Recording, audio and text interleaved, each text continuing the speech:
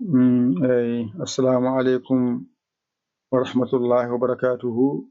Ko salminde e juurade kadi artude windande men hande wonande jangoɓe alkule Qur'an arabe alluwa mi waɗe on kadi mbawon teskade alluwal ngal no moƴƴi taw on tampata on ganata. Bisimillah, natiren golle.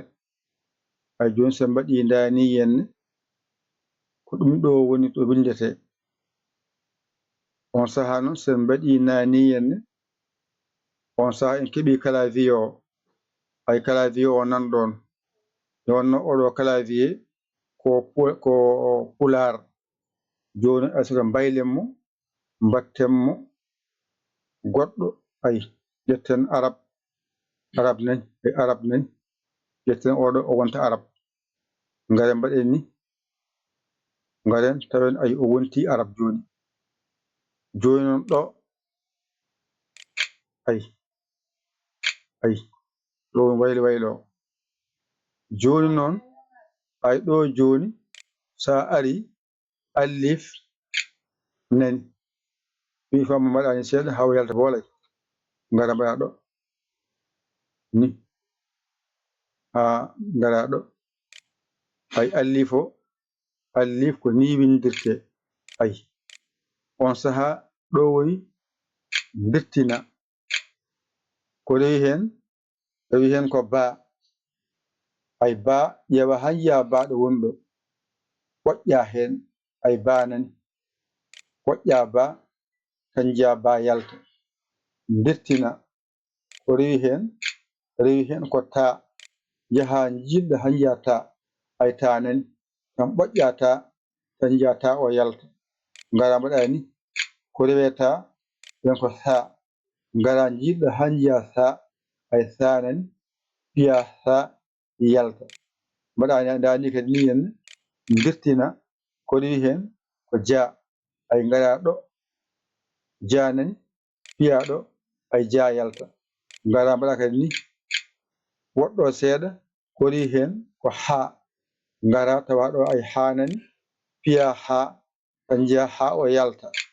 Ko rewe ha ko ha. Ay ha nani piya tan jiya ha yalta. Dirtina kadi ko rewi hen ko da. Hol da woni ay da jaha ha jiya da. Ay da hoɗo woni eyi jihen da han jiyan da e da nani. Ay da nani piyen da yalta. Ngara kadi dirtinin ngaren za. Ay za nani piyen ay za yalti. Dirtinen kadi ko rewi hen ara woni ra. Ay ra nani dirtinen kadi ay ko rewi hen ra za. Ay ngara han jiya za.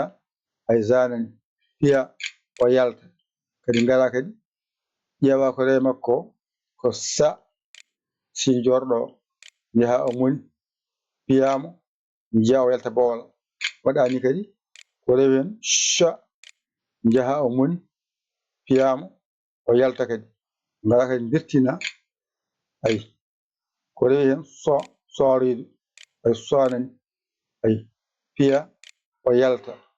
Dirtina kadi ko rewi hen borido ay do. Ay o moni piya o yalta. Mbaɗa kadi dani ko rewe makko ko ɗa koyngal.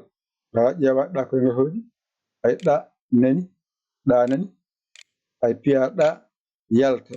Ko rewi hen ko za. Ay za nani ay za koyngal yalti. Gabbina ɗum seeɗa ha mbawa yiide bindi ɗi. Ay ngara dirtina ay yittini rewi hen ko aynu. Aynu hoɗo woni jaha jiiɗa ay aynu nani ay aynu yalti. Dirtina ko rewi hen gaynu. Ay ga nani dirtina kadi. Mbaɗa ni ko rewe ga rewi hen ko fa. Ay fa nani ga ƴeewa fa. Ay fa nani piya fa yalta. Ɗo noon ko arab toɓɓere wotere ɓe mbiyata ɗum ko fa. Enen noon to banggue Qur'ana dow nde ko ɗa. On ɗo ko fa ɓe paani kamɓe jokken.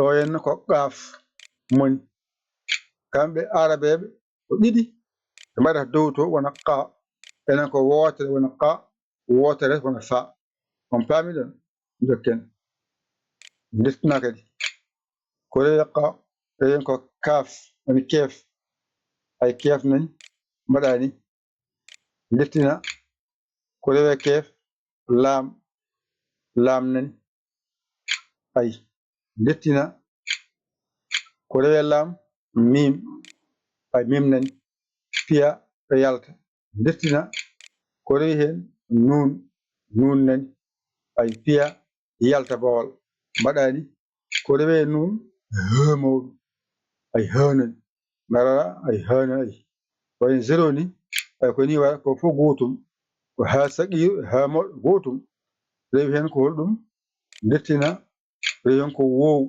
wow nani ay nayiɗe rewi hen ko yanara ay yanani yanani oɗo ko ya oɗo ko ya ay o ko yanani o moni oɗo haaɗi joni noon jiya oɗo ya ne wayi teggite dow muɗum kadi deftina kadi jiya kadi oɗo ya ay toɓe lesto fof ko yata won ɗon oɗo ko ya ɓolo oɗo ko ya wonde teggite dow muɗum oko ya less muɗum on ji joni noon deftina o woni laam allif laam e allif gonɗo nani joni noon oɗo kadi teskima on ɗo a wino oɗo ko ha saqiru joni oɗo ne wonata saqiru ay a faami ɗum de ɗum fof koye hen alluji he woni ɗum ko jangata ko fof so rendi kañum woni ɗo e ngal ɗo alluwal anani alluwa ma ngal ɗo tan jangata ɗengue fof so rendi alluwa ngal so ɗiggi tan hankkadi kala ko winda a jangat ɗum heddo noon jangguineɗa so adima en hakkude en sara en ɗum ɗon ko jangde mum banggue ay waɗani an kadi a faami alluwal ma nan ɗon kala wiyowo ɗo kanko tan woni e portable ma woni ordinateur ma ko gotum so pular so français so fofof ko tan joni gari jalten tableau gaylan kadi mbaɗan windande ay ley an kadi gasi joni garen ɗo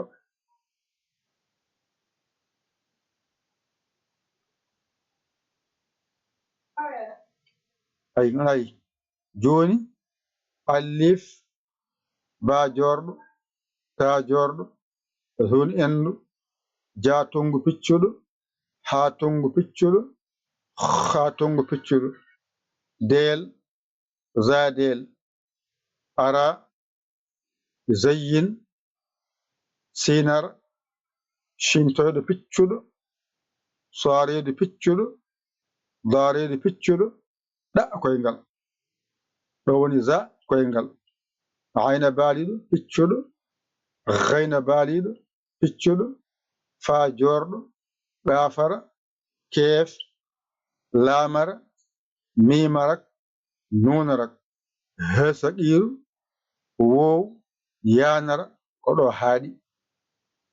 haaɗi ga noon ko ha ganda yanara o ne wonday tigguinte dow muɗum yanara o ne wonda jubriya ɗo ko laamo e wonde allif ha saqiru ha saqiru ko gotum e ha mawɗo nani ngal ɗo alluwa gotal jangata sa wawi ngal kala ko jiiɗa andu ka jangowo a faami joni noon sa yeehi mbattanda ni henne an kadi en garti alluwa ngal ɗo sa yeehi no mbaɗa 00 221 77 906 14 14 waɗani 14 81 sa gayni mbaɗa ya mbaɗani ƴetta oɗo li gasi wonande an jiɗi janngude alkule qur'an arab ɗo ndewata ngaddora temedde ma 4 nawata julol to aɗa janga limto hejju rendingol mbawa jangde mbawa windude allol mon nanɗon ko ƴettengal jangol ngal mbawol ngal ƴettengal jangol ngal mbawol ngal ƴettengal ayinani nanɗon ɗum ɗon jangata mbawa ceerta e majjere jangetede nde ko jangde jangete bindol windete jangde jangete bindol windete wade janga binda mbawa alwal ngal ɗo ƴettata gona e timtade e maggal ƴetta kuƴol ma e karnema gona e wanjitade ɗum ha Allah walluma jiita bindi ɗi alluwal ngal ɗo gotal ƴettata mbañotoɗa ngal janga ngal mbawa ngal certa e majjere yehore nde alluwal ngal ɗo gotal mbañotoɗa janga ngal ƴeewa bawɗo ngal holluma ngal ha jiita ngal seɗen jangoya jangde ma weɓruma yo Allah wallu yo Allah newnu yo Allah reen ko musidɗo mon giɗo mon saabu Allah Yaya Ly Kola Sénégal alhamdulillahi rabbil alamin on jarama salam